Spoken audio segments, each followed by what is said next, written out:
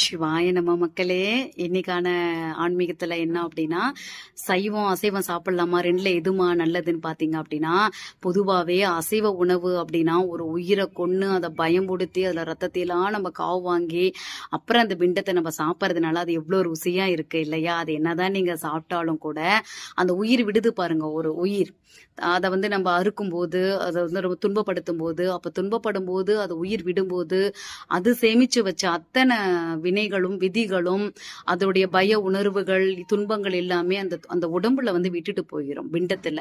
அதனால அந்த பிண்டத்தை வாங்கி நம்ம ருசியா சமைச்சு சாப்பிடும்போது நாமளும் மிகப்பெரிய துன்பத்துக்கு ஆளாயிரும். அதனாலதான் ஒரு உயிரை கொன்று சாப்பிட்றாதீங்க. பிணம் பிணத்தை தின்னும். நீ ஒரு உயிரை கொன்று சாப்பிட்டால் உன் உடலை நிச்சயமாக பிற பறவைகள் உண்டு வாழும். இல்ல இன்னொரு பிறவி எடுப்பீங்க, பறவையா பிறப்போம். நம்மள யாராவது என்ன பண்ணுவாங்கன்னா நம்மள சுட்டோ நம்மள அடிச்சோ சாப்பிடக்கூடிய நிலை உண்டாகும்.